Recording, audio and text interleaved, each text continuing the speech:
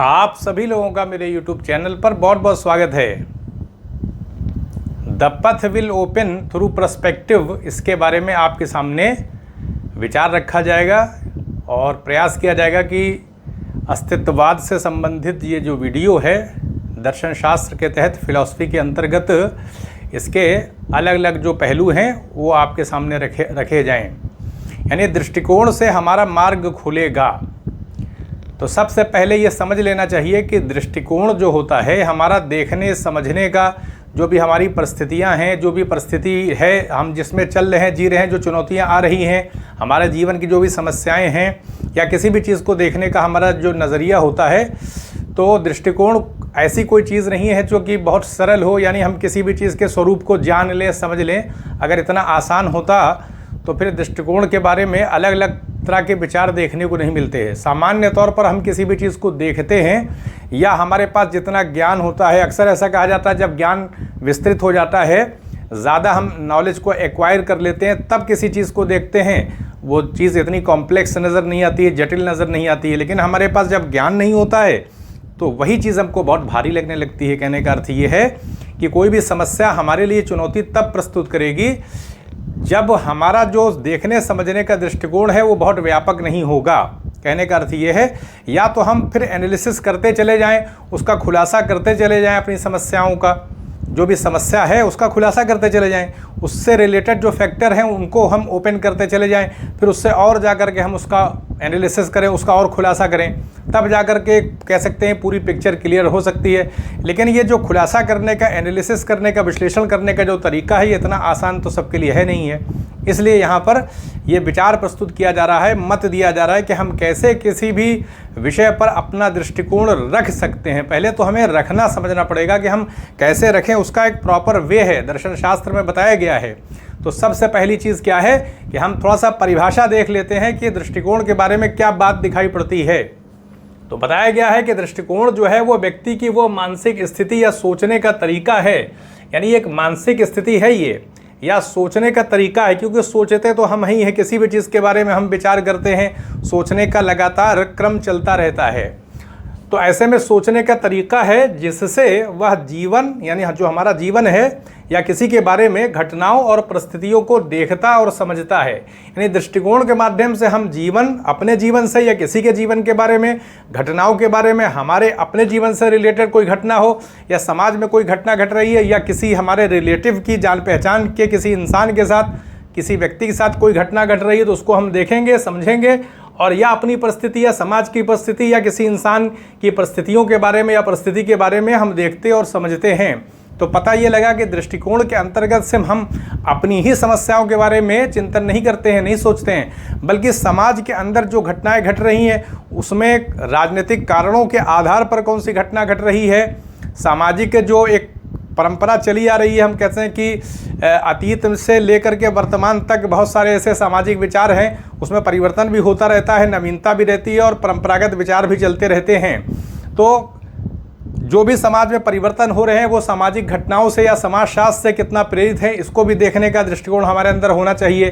तो कहने का अर्थ है कि इतिहास से सबक लेते हुए भी हम सीख सकते हैं कि अतीत में जो घटनाएँ हुई हैं उनके आधार पर हम कह सकें इतिहास में घटनाएं जो है खुद को दोहराती हैं, तो किस प्रकार से इतिहास में चीज़ों को दोहराया जा रहा है, ये देखने की, समझने की शक्ति हमारे अंदर होनी चाहिए। तो दृष्टिकोण की परिभाषा के अंतर्गत हमने क्या समझा, महसूस किया कि एक मानसिक स्थिति है ये, या सोचने का तरीका है जिसके अंतर्गत हम समाज में घट रही घटनाओं को, अपने जीवन में घट रही घटनाओं को, अब किसी इंसान के जीवन में घट रही घटनाओं के बारे में, परिस्थितियों, जीवन घटनाओं के बारे में देखते समझते हैं। तो हम कह सकते हैं कि बहुआयामी एक विचारधारा जो हमारे सिर्फ जीवन से संबंधित नहीं है। तो ये हमने समझ लिया दृष्टिकोण के बारे में। फिर बताया जा रहा है कि हमारा दृष्टिकोण ही संभावनाओं और समस्याओं के बीच खाई को पाटता है।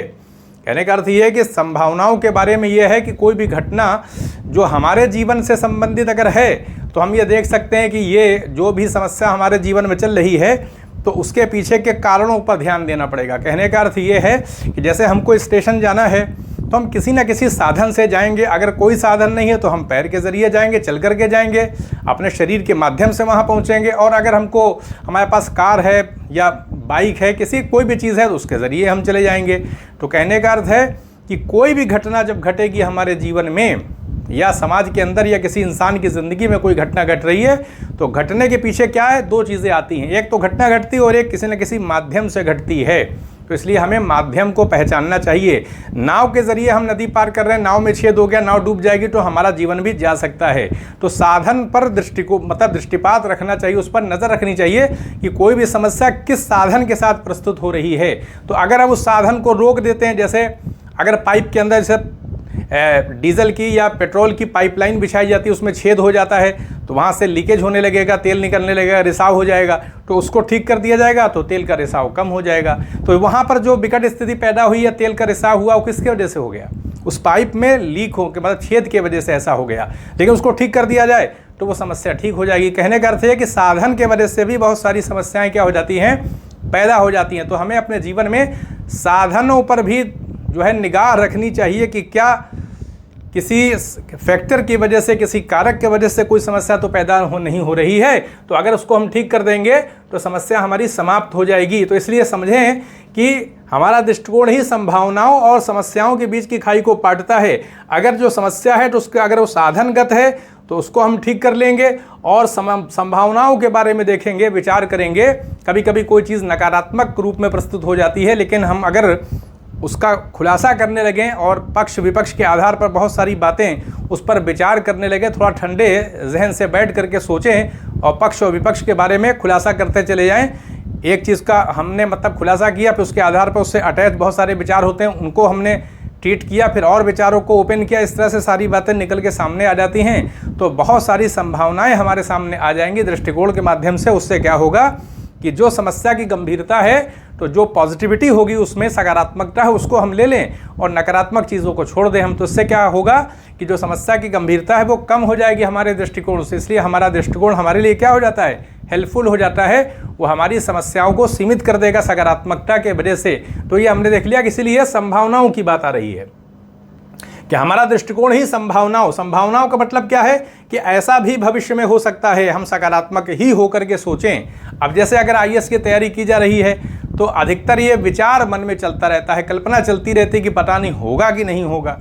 अब होगा या नहीं होगा, अगर इसके बारे में खुलासा किया जाए तो इसके पीछे क्या साधन है, यानी ये जो विचार प्रस्तुत हुआ है वो किस साधन के आधार पर प्रस्तुत हुआ है। जैसे नाव पर बैठ के जाते हैं तो नाव एक साधन है, तो ये कल्पना ही इसका आधार है। बस कोई भी इसके बारे में हम ये नहीं बता सकते कि इस वजह से ये विचार पैदा हो गया। ये सिर्फ क्या है कि एक हमारी इच्छा जो है वो उसके पीछे काम कर रही है, लगाव जो है वो दिखाया जा रहा है कि हम लगाव की वजह से, आसक्ति की वजह से हमने ये ठान लिया कि हम आईएएस होकर के रहेंगे। तो यही विचार जो हमने ठान लिया है, यही विचार जो है अब ये भाव पैदा कर रहा है कि होगा कि नहीं होगा। इस प्रकार के विचार चलते रहते हैं, या हमारे व्यक्तित्व में, आदत में, या काम करने के ढंग में, या किसी भी तरह की समस्या अगर हम फेस कर रहे हैं, कॉन्फिडेंस इतने नहीं है, कॉन्फिडेंस नहीं है हमारे अंदर, तो अगर थोड़ी सी भी कमी होगी तो हम समझ सकते हैं फिर ये विचार होगा कि पता नहीं होगा कि नहीं होगा। इस तरह की बात हमारे मन में आने लगेगी। लेकिन हमको करना क्या चाहिए, करना ये है कि अगर हमने अपने जीवन में कोई लक्ष्य तय कर लिया है तो फिर उस लक्ष्य के हिसाब से हमें खुद को बदलना भी पड़ेगा। अगर हम खुद को बदलेंगे नहीं, परिवर्तन नहीं करेंगे, तो फिर कैसे उस चीज़ को हम हासिल कर सकते हैं। क्योंकि विचार तो हमने एक आदर्श का लिया, वो हमको आईएएस बनना है, लेकिन फिर हमारे जीवन में भी वैसा परिवर्तन क्या होना चाहिए। कहने का अर्थ ये कि जो चीज़ उसके लिए रिक्वायर है, हमें उसको डेवलप करना है, तो हमें उसको डेवलप ही करना होगा। कैसे करेंगे, प्रयोग के आधार पर करेंगे, एक्सपेरिमेंट करेंगे। डरना नहीं है, बल्कि हमें जैसे मेंस में लिखना होता है, तो जिस वक्त हमने फैसला किया हमको आईएएस बनना है, तो हमें उसी दिन से फिर लगातार प्रतिदिन जो है उसमें नागा ना होने पाए, मेंस के सवाल लेकर के जो आए हुए प्रश्न हैं उसका उत्तर हमको लिखना होगा। धीरे धीरे ये प्रक्रिया चलती रहेगी, तो 6 महीने के बाद जब हम ये क्रम लगातार इसको चलाएंगे तब नतीजा जो है वो आने लगेगा। होता क्या है, लोग पढ़ने पे ज़्यादा फोकस करते हैं और मेंस में लिखना पड़ता है, और जब एग्ज़ाम हम प्री क्वालिफाई कर लेते हैं और या कोचिंग हमने की होती है तो उसके बाद फिर हम लिखने की कोशिश करते हैं, तो हमारे लेखन शैली में जो कमी रहती है वो दूर नहीं हो पाती है। ये जो लेखन शैली की समस्या जो रहती है, ये 2-3 महीने में, 4-5 महीने की समस्या नहीं है। लगातार जब हम इसकी प्रैक्टिस करते रहेंगे तब धीरे धीरे जाकर उसमें निखार आता चला जाएगा। और क्योंकि लेखन शैली से तो बड़े बड़े साहित्यकार होते हैं, तो इसलिए आसान नहीं है। तो हमें क्या करना चाहिए कि वो सारे चरण को लेकर के चलना है, प्रतिदिन हमें अभ्यास करना है, उसी हिसाब से लिखना पड़ेगा जितनी शब्द सीमा में लिखना है। अब ये सारी व्यवस्था हमको करनी पड़ेगी, प्रश्न का हमें प्रबंधन करना पड़ेगा और फिर लगातार लिखना पड़ेगा। कहने का अर्थ ये है कि अगर हम जड़ी बूटी का काम कर रहे हैं, जैसे लोग जंगल में जाते थे, तो जो जंगल में वन क्षेत्र में ज़्यादा जो लोग रहेंगे, तलाश करेंगे, उन्हीं को तो जड़ी बूटी मिलेगी ना। कहने का अर्थ है कि जो लोग जंग में लगातार सीमावर्ती क्षेत्रों में तैनात रहते हैं, जैसे औरंगज़ेब के बारे में आप देखें तो दारा शिकोह तो लिखने पढ़ने का ज़्यादा काम करते थे। आप कह सकते हैं कि रण क्षेत्र में, फील्ड में इतना उनको तैनात भी नहीं किया गया था। औरंगज़ेब को तो सीमावर्ती क्षेत्रों में, दक्षिण भारत में तमाम तैनात किया गया था। लगातार वो युद्ध कर रहे थे, तो उनको युद्ध के बारे में, रणनीति बनाने में, सब लड़ने में काफ़ी महारत हो गई थी, इसीलिए तो दारा शिकोह को उन्होंने हरा दिया। अगर दारा शिकोह भी उसी तरीके से जुझारू होते और इस तरह का उनका प्रशिक्षण रहा होता, लगातार वो संघर्ष कर रहे होते, चुनौतीपूर्ण क्षेत्रों में तैनात होते, तो इतना आसान औरंगज़ेब के लिए नहीं होता। तो जीतता वही है जो किसी भी क्षेत्र में जब काम करता है तो दूसरे लोग जो उस क्षेत्र में उतने विशेषज्ञ नहीं होते वो हार जाते हैं। कहने का अर्थ ये है। तो इसलिए हमें क्या समझना है कि हम हासिल तो कुछ भी कर सकते हैं, लेकिन उसके लिए शिद्दत हमारे अंदर होनी चाहिए, एक तड़प हमारे अंदर होनी चाहिए। उन सारी चीज़ों को पूरा करना है हमें, जो चीज़ें साधन होकर के हमें वहाँ पहुँचाएंगी। जैसे लेखन शैली अच्छी होनी चाहिए, वो साधन है। अब इस साधन में कब तेज़ी आएगी? लगातार काम करने पे आएगी। कैसे आएगी? हमें उसके लिए एक टाइम देना पड़ेगा। कैसे देंगे? हम लगातार उस पर निगाह रखेंगे। कैसे निगाह रखेंगे? रिकॉर्ड रख करके रखेंगे कि हम प्रतिदिन कर रहे हैं कि नहीं कर रहे हैं। कैसे रिकॉर्ड रखेंगे? डायरी में रखेंगे। किसी भी चीज़ के अंतर्गत हम रख सकते हैं उसको। ये हमारे अपने प्रबंध के ऊपर हम कैसा प्रबंधन करते हैं, लेकिन हम लगातार इस पर काम करेंगे। शुरुआत में जब हम प्रशिक्षण में होते हैं, कोई प्रयोग करते हैं, तो बहुत कष्टदायक, पेनफुल सिचुएशन क्रिएट हो जाती है, क्योंकि हमारी आदत और समाज के अंदर बहुत सारी घटनाएं घट रही हैं, उसमें हमारा कहीं ना कहीं लगाव रहता है, उसमें संलग्न बने रहते हैं, उसमें भी हम पार्टिसिपेट करते हैं, हमारा समय जाता है। तो इसलिए हमें ध्यान रखना होगा कि हमारा सिलेक्शन हमारे लिए चीज़ों को कन्फाइन करता चला जाता है, नैरो कर देता है, हमारा रास्ता बहुत ही संकुचित हो जाता है, बहुत ही कंसाइज वे के तहत होते हुए हमें आगे बढ़ना पड़ता है। ट्रेन जिस पटरी पर दौड़ती है उसकी दूरी बहुत ज़्यादा नहीं होती है, एकदम वो संकुचित मार्ग होता है, उसी पर ट्रेन बहुत तेज़ी से गुजर जाती है।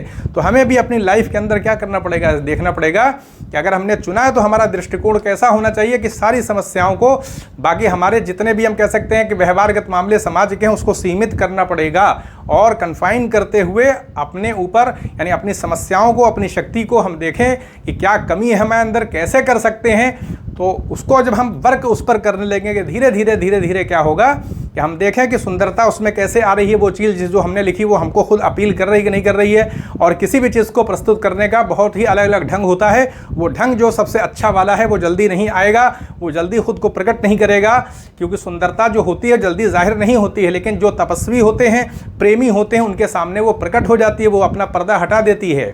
लेकिन कब हटाएगी वो? जब हम लगातार काम करेंगे तो हम महसूस कर लेंगे कि लेखन शैली की जो सुंदरता होती, क्या होती, कैसे लिखा जाता है। लेकिन ये तब होगा जब रास्ता हम उस सफ़र पे चलेंगे। जब चलेंगे तो पर्दा फिर क्या कर दिया जाता? उठा दिया जाता है। हर चीज़ का पर्दा एक रहता है, लेकिन जब हम उसमें काम करते रहते हैं, बड़े बड़े ऐसे हम कह सकते हैं वैद्य हुआ करते थे, बड़े बड़े डॉक्टर, कि जो हाथ ही बस पकड़ लेते, नब्ज देख के ही बता देते कि रोग कौन सा है, ठीक कर देते पहले। आज तो इतना जांच सारी चीज़ें हो रही, पहले कहाँ रहता था ये सब। तो इसलिए आयुर्वेद के क्षेत्र में देखें, बड़े बड़े एक डॉक्टर हुए हैं, कह सकते हैं कि वैद्य हुए हैं। तो कहा यह जा सकता है कि ये हमारे अनुभव पर डिपेंड करता है कि हम कितना काम कर रहे हैं और किस शिद्दत के साथ कर रहे हैं, उसमें प्रेम कितना है। जो प्रेम के मामले में आगे होगा, दिन रात लगेगा, एक कह सकते हैं कि दीवानगी का एक आलम जो होता है, तो फिर वो बड़े बड़े क्षेत्र में कामयाब हो जाते हैं। आइंस्टीन जो है वो ऐसे ही नहीं लगे। एक प्रेम की बात होती है, उसमें लगाव की बात होती है, तो हम अपने क्षेत्र में फिर बहुत आगे हो जाते हैं और फिर संसार में नाम हो जाता है हमारा। तो ये हमने समझ लिया कि हमारे काम करने के ढंग पर चीज़ें होंगी। हमें अपने दृष्टिकोण के अंतर्गत कोई भी ऐसी कल्पना, कोई भी ऐसे विचार को नहीं रखना है जिससे हमारी शक्ति कम होती हो। जैसे कल्पना करना, होगा कि नहीं होगा, अब ये विचार का कोई मतलब नहीं कि होगा नहीं होगा। कहीं ना कहीं हम वस्तु स्थिति से भाग रहे हैं। होना ना होना ये डिपेंड नहीं करेगा। होना ना होने का सारा मामला हमारे काम करने के ढंग पर होगा। अगर हमने रिक्वायरमेंट को पूरा कर दिया तो वो हमारा होके रहेगा, क्योंकि हमने सुंदरता को एकदम उसके रूप में प्रस्तुत किया है। जो डिमांड की गई है उसको पूरा कर दिया है। डिमांड को जहाँ पूरा कर दिया जाता है वहाँ हो जाता है, वहाँ कोई शक नहीं रहता। लेकिन उसको पूरा करने के लिए प्रतिस्पर्धा होती है, तो उस प्रतिस्पर्धा में हमें खरा उतरना पड़ता है। और हम खरे उतरेंगे क्योंकि हमने सुंदरता को प्रदर्शित किया है, उसकी अपने अपने खुद को निखार करके वहाँ पहुँचे हैं हम। तो जब सारी चीज़ों को संतुलित ढंग से हम प्रस्तुत कर देंगे तो हमारा सिलेक्शन हो जाएगा। तो कहने का अर्थ है कि हमें कल्पना के माध्यम से अपने दृष्टिकोण की शक्ति को मंद नहीं, उसको कुंद नहीं कर देना चाहिए, उसको धीमा ना करें, कल्पना के ऊपर नज़र रखें और संभावनाओं के बारे में विचार करते रहें। पॉजिटिव होकर के सोचे किसी चीज़ को, उन कारकों पर विचार काम करना चाहिए। अगर कारकों पर, अलग अलग कारकों पर, प्रारंभिक परीक्षा के कारक अलग हैं, उसमें इतिहास भूगोल सारी चीज़ें, उस पर देखना चाहिए हमारी पकड़ कितनी है और सारी चीज़ों को मेंटेन किया जाए, देखा जाए कि हम जो काम कर रहे हैं उस काम का ब्यौरा हमारे पास होना चाहिए कि इतिहास हमने कितना पढ़ा है, भूगोल कितना पढ़ा है, इकोनॉमिक्स में कितना पढ़ चुके हैं, सारा एक विवरण रखें, हर चीज़ को डिटेल में रखें। जैसे एक पेड़ होता है तो सारी पत्तियाँ होती हैं, उसमें एक डिटेलिंग होती है, हमको नहीं पता है, लेकिन अगर हम मानते हैं ईश्वर की सत्ता, विश्वास करते हैं तो सब कुछ वो जानने वाला है कि उस वृक्ष के अंदर कितनी पत्तियाँ हैं, उसका ज्ञान क्योंकि अनंत है। तो इसलिए हम कह सकते हैं हर चीज़ का एक विश्लेषण होता है प्रकृति के अंदर, सारी चीज़ों को व्यवस्था, सारी चीज़ों की व्यवस्था में, उसको सारी चीज़ों को व्यवस्था के अंतर्गत रखा गया। जैसे हमारे शरीर में सारे अंग व्यवस्था में चल रहे हैं तो हमें भी व्यवस्था को बना करके आगे बढ़ना होगा। जब हम व्यवस्था बना कर आगे चलेंगे तो एक हैबिट हमारी पड़ जाएगी, हमें फिर दिक्कत नहीं होगी, शुरू में दिक्कत होती है। तो ये हमने समझ लिया कि दृष्टिकोण व्यक्ति की वो मानसिक स्थिति या सोचने का तरीका है जिससे वह जीवन घटनाओं और परिस्थितियों को देखता समझता है। हमारा दृष्टिकोण ही संभावनाओं और समस्याओं के बीच की खाई को पाट देगा। जो समस्याएं होंगी हम अपने दृष्टिकोण से उसको संतुलित कर लेंगे। विक्टर फ्रैंकल के अनुसार जीवन के अर्थ को चुनने की स्वतंत्रता हमारे दृष्टिकोण में निहित है। अब कोई भी अर्थ होता है, मानी इस बात है कि हम दृष्टिकोण है, सोच रहे हैं, विचार कर रहे हैं, परिस्थितियों को देख रहे हैं, विश्लेषण कर रहे हैं, तो किस प्रकार का अर्थ हम सेलेक्ट करेंगे यह हमारे दृष्टिकोण पर ही निर्भर करेगा। अगर हमारी आदत बन चुकी है किसी चीज़ के पक्ष विपक्ष को हम लाते हैं, प्रस्तुत करते हैं और फिर देखने का प्रयास करते हैं, तो फिर तुलना करेंगे, कंपेयर उसको करेंगे, फिर देखेंगे, तो बेहतर यह है कि पॉजिटिविटी को अपना लिया जाए, लेकिन निगेटिव पक्षों पर भी ध्यान रखा जाए। ऐसा ना हो जाए कि दृष्टिकोण हमारा इतना सकारात्मक हो जाए कि हम नकारात्मक बातों को, जो हमने विश्लेषण करके बातों को जो है निकाला है, उसमें जो चीज़ें नकारात्मक है उनको भी देखें उसकी कितनी गंभीरता है। तो उपाय करने पर ध्यान रखना है। अगर हम उपाय कर लेंगे, यानी कारक पर नज़र रखेंगे, किन कारकों के माध्यम से वो समस्या प्रस्तुत हो रही है, क्योंकि कोई भी समस्या होगी तो किसी न किसी माध्यम से वो प्रकट होगी, तो समस्या को और माध्यम को हमें देखना होगा। अगर पाइप से पेट्रोल या कोई भी पदार्थ लीक हो रहा है, निकल रहा है, तो हमें उसे ठीक करना होगा। ठीक कर देंगे तो फिर वहाँ से रिसाव रुक जाएगा। कहने का अर्थ है कि साधन पर निगाह रखनी चाहिए, साधन के तहत ही चीज़ें प्रकट होती हैं। तो जीवन के अर्थ को चुनने की स्वतंत्रता तो हमारी है ना अपनी, कि हम कैसा अर्थ चुनते हैं। अगर चुनौती आ रही है तो उसको सकारात्मक रूप से लें कि चुनौती ही तो हमें आगे बढ़ने का मौका देगी। हमारे अंदर जो क्रिएटिविटी है वो तो चुनौती से ही आगे जा सकती है, बढ़ सकती है। हो सकता हो जो समस्या आ रही है उससे हम दुखी हो जाएं, हम क्योंकि आसक्ति रखे हुए हैं तो ऐसा हो सकता है कि हमारा लगाव है तो हम भावुक हो सकते हैं, लेकिन भावनाओं में बहने से हमारी समस्या का जो गंभीरता है वो नहीं बदलेगी। बल्कि हमें यह समझ लेना चाहिए कि हमें कर्म पर और धैर्य पर, इन दोनों पर काम करना है। लगातार काम करें और धैर्य, कार्य में सुंदरता का निवेश करें और जो रिक्वायरमेंट है उसको पूरा किया जाए और साथ में देखा जाए कि जो समस्या है वो किस साधन से प्रकट हुई है और उस साधन को हम किस तरह से सेटिस्फाई कर सकते हैं, या उस साधन से संबंधित अगर समस्या है, साधन से वो क्रिएट हो रही तो साधन को रोकने के लिए विभिन्न प्रकार के उपाय करके उस समस्या को समाप्त कर सकते हैं। लेकिन वो समस्या अगर साधन के साथ प्रकट हुई है, लेकिन गंभीरता दोनों में है, साधन के अंतर्गत भी गंभीरता है और साथ साथ में जैसे कि अब पेट्रोल जो है लीक हो गया अगर और आग लग गई तो अब दो प्रकार की समस्या है, तो उसको लीकेज को ठीक करना पड़ेगा और जो आग लगी उसको भी ठीक करना पड़ेगा। समस्याएं दोहरी हो चुकी हैं, तो इसलिए ऐसा हो सकता है कि साधन से भी समस्या पैदा हो जाए और उस साधन से जो चीज़ प्रकट हुई वो भी समस्या देने लगे। समस्या बढ़ सकती है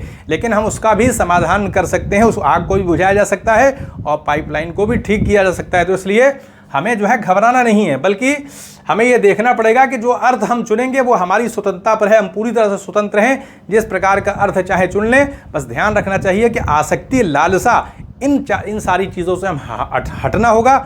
हमें कर्म पर ध्यान देना पड़ेगा और अपनी इच्छा को हम जो है वो किसी चीज़ के ऊपर संलग्न न करें। यानी हमारी इच्छा ऐसा ना हो जाए कि हम अपनी इच्छा को किसी चीज़ में अटैच कर दें। अगर हमें IAS बनना है तो एक विकल्प हमने चुना है और ध्यान रखना चाहिए कि हम एक विकल्प चुन रहे हैं और हो सकता हो प्रतिस्पर्धा हो रही हो, उस विकल्प में हम सफल ना होने पाएँ, लेकिन हमारे पास एक स्वतंत्रता थी कि हम चुन सकते थे अपने जीवन में, तो हमने चुना। अब उसमें सफल नहीं हुए तो हम दूसरे क्षेत्र में कार्य कर सकते हैं। कहने का अर्थ ये है कि जहाँ हम विकल्प चुनते हैं तो वहाँ पर दो ही चीज़ें होगी, या तो सफलता मिलेगी या असफलता मिलेगी। अब सफलता कब मिलेगी? जब हमने सही प्रबंध किया होगा, रिक्वायरमेंट को पूरा किया होगा और कल्पना से बचे होंगे हम, यानी बेवजह की कल्पना करके अपनी शक्ति को धीमा नहीं किया होगा।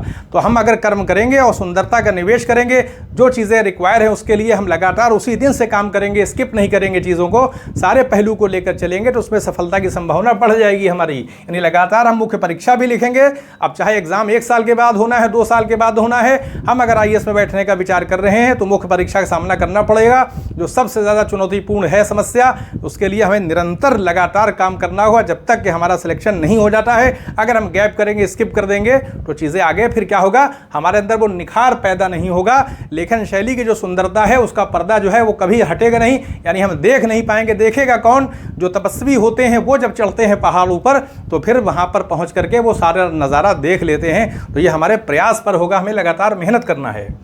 तो देखें यहाँ पर दृष्टिकोण का स्वरूप कैसा होता है। मानी बात है कि दृष्टिकोण का स्वरूप क्या है, हम विचार कर रहे हैं, तो विचार, अनुभव, ज्ञान और विश्वास से ये दृष्टिकोण क्या होता है, बनता है।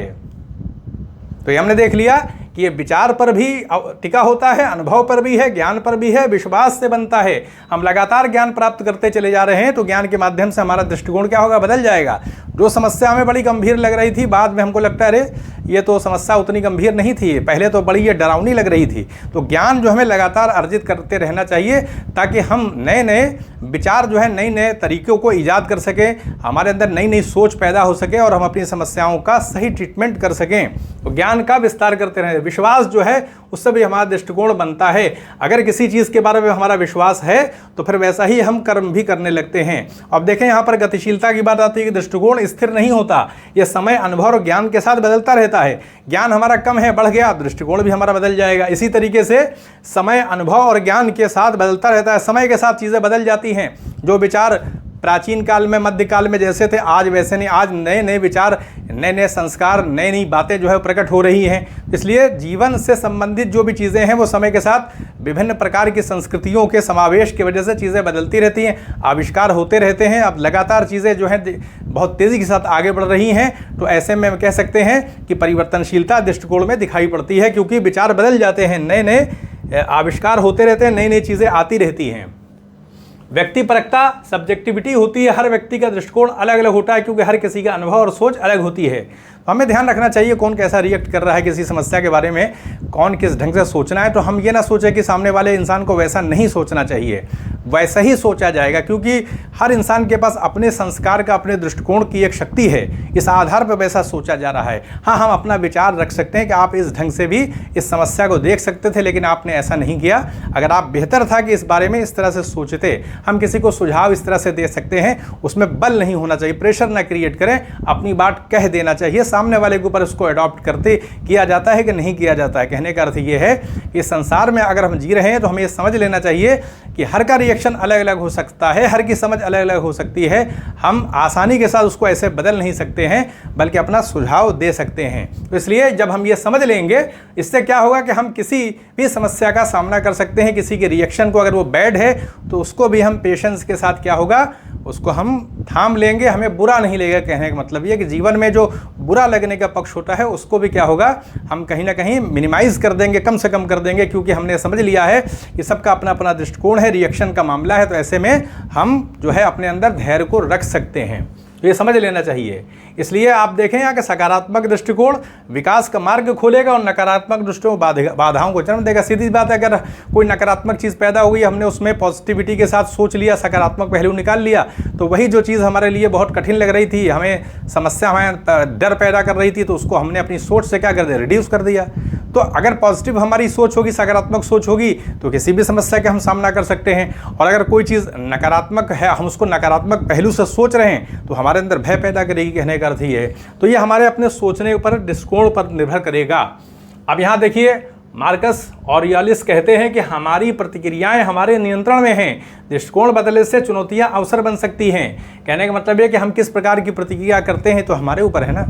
ये हमारा सिलेक्शन है कि हम कैसे रिएक्ट करते हैं किसी के मामले में, किसी विचार के मामले में, अपने जीवन की समस्याओं के बारे में कैसा रिएक्शन हम देते हैं। हम रोने लगते हैं, भावुक हो जाते हैं, या ठंडे जहन से बैठ करके उस समस्या के पहलू के बारे में विचार करते हैं और विभिन्न अवसरों को देखते हैं और अपनी लगाव, इच्छा, जो भी हमारी चीज़ें हैं उसमें जो वीकनेस है, कमज़ोरियाँ हैं, उसको भी समझने का प्रयास करते हैं। तो ये हमारे ऊपर डिपेंड करेगा कि जो हमारी प्रतिक्रिया है वो हमारे नियंत्रण में है, यानी बिहेव हम करेंगे तो हमारे नियंत्रण में है। और दृष्टिकोण बदलने से चुनौतियाँ अवसर बन जाती हैं। अगर हम जो चुनौती आ रही है वो मान के चले कि हमारी उससे क्रिएटिविटी पैदा होगी, हम कुछ नवीनता का सृजन कर सकते हैं, तो उससे क्या होगा कि फिर वो समस्या हमारे लिए समस्या नहीं रह जाएगी बल्कि अवसर के रूप में उसको हम देखेंगे। जैसे नौकरी अचानक मान लिए प्राइवेट जॉब कर रहे हैं चली गई, तो हम किसी नए कौशल को सीखने का मौका मिल सकता है, ऐसा सोच लें। अब नई जॉब करनी पड़ेगी, नए फील्ड में काम करना पड़ेगा, वहाँ से एक नवीनता आएगी। तो हम इस तरह से भी सोच करके जो गंभीरता है उसको कम कर सकते हैं। महात्मा बुद्ध के अनुसार सम्यक दृष्टि से मुक्ति का मार्ग खुल जाता है। देखिए, महात्मा बुद्ध बताते हैं कि सम्यक दृष्टि अगर होगी, देखने का हमारा नज़रिया किसी भी समस्या के बारे में सही होगा, तो जो गंभीरता है, जो चुनौती है, वो भी क्या हो जाएगा, उससे मुक्ति का मार्ग हो जाएगा। यानी फिर वो गंभीरता नहीं रहेगी। तो सम्यक दृष्टि का मतलब क्या है? उसमें से सकारात्मक पहलू को निकाल लेना, क्योंकि संसार में जीवन जी रहे हैं, चुनौतियाँ आएंगी, ये एक अनिवार्यता है। जीवन होगा तो चुनौती आएगी, तो फिर उसको वैसे ही स्वीकार कर लेना चाहिए। अब जो चुनौती आ रही तो देखें किस साधन के साथ आ रही है और कितनी गंभीर है, और उसमें हमारी परिस्थिति क्या है, हम कैसे उसको बदल सकते हैं, कर्म के माध्यम से कितना कम कर सकते हैं। और अगर कर्म के माध्यम से भी कम नहीं कर सकते तो धैर्य रख लें, धैर्य धारण कर ले, कुछ समय के बाद स्थितियाँ बदल जाएंगी कहने का अर्थ है। या किसी से हम राय ले सकते हैं, सलाह ले सकते हैं, किसी की सहायता से उसको कम कर सकते हैं। ये हमारे अपने कार्य करने के ढंग पर होगा। आधुनिक मनोविज्ञान के अनुसार ग्रोथ माइंडेड वाले लोग असफलता को सीखने का हिस्सा मानते हैं। यानी जो जीवन में जो भी समस्याएं आ रही हैं उससे सीखने का मौका मिलता है। यानी ऐसे बहुत सारे लोग होते हैं जो चुनौती मानते ही नहीं है, बल्कि निरंतर कर्म करके उस चुनौती को भी अवसर में बदल करके अपनी रास्ता ओपन कर लेते हैं, खोल लेते हैं। तो ये हमारे दृष्टिकोण पर ही निर्भर करता है। सकारात्मकता का अति प्रयोग समस्या को नजरअंदाज कर सकता है। बहुत ज़्यादा पॉजिटिव हो गया कहने का अर्थ है कि हमने जो भी पक्ष विपक्ष निकाला तो उसमें जो नकारात्मक पहलू उस पर भी निगाह रखनी चाहिए। ऐसा ना हो जाए कि इतने सकारात्मक हो जाएं कि वो नकारात्मक जो पहलू हमने निकाले हैं वहाँ से हानि होने लगे। उसको भी हमें क्या करना है, उसको भी संतुलित करना है, उसको भी रिड्यूस करना है। साधन के बारे में ध्यान रखना चाहिए। तो हम सकारात्मक रहें, लेकिन नकारात्मक जो घटनाएँ हैं वो किस तरह से हमें चोट पहुँचा सकती हैं, जो भी गंभीरता कहीं है, तो उस पर भी दृष्टिपात रखना चाहिए। गरीबी में सकारात्मक सोच से पेट नहीं भरता। अगर हम सकारात्मक सोच रखें, हो सकता है भूखे रहने की क्षमता हमारे अंदर डेवलप हो जाए, लेकिन हमें भूखे नहीं रहना है, बल्कि हमें कर्म के माध्यम से कार्य करके या कोई अवसर निकाल करके सोच करके कर्म भी करना है, ताकि हम कर्म से के जरिए अपनी आवश्यकताओं को पूरा कर सकते हैं। जहाँ सकारात्मक सोच से कोई समस्या आ रही है तो वैचारिक स्तर पर उसको हम रिड्यूस कर सकते हैं, लेकिन उसके लिए कार्य करके भी हम उसको समाप्त करेंगे। कहने का अर्थ ये है, सिर्फ सोच के स्तर पर ही नहीं बने रहना है। कार्ल मार्क्स कहते हैं या वो कहेंगे इस मामले पर कि व्यक्तिगत दृष्टिकोण से समाज की संरचना नहीं बदलती है। जाति, लिंग, आर्थिक असमानता जैसी व्यवस्थाएं दृष्टिकोण से परे हैं। दुख को दबाना मानसिक स्वास्थ्य के लिए हानिकारक है। रोना बुरा है जैसी सोच भावनाओं को कुंद करती है। तो कहने का अर्थ ये है कि कार्ल मार्क्स ये कहते हैं कि समाज के अंदर जो भी असमानताएं हैं वो कहीं ना कहीं निहित स्वार्थों की वजह से, ग्रुप बनने की वजह से, हम कह सकते हैं समाज में पूंजीपति वर्ग हैं, श्रमिक लोग हैं, तो समाज के अंदर जो असमानता है वो इसलिए है क्योंकि उत्पादन के जो साधन हैं वो कुछ लोगों के नियंत्रण में हैं, पूंजीपति लोगों के नियंत्रण में, जिसकी वजह से एक जो डिस्ट्रीब्यूशन है, इक्वल डिस्ट्रीब्यूशन नहीं हो पाता है।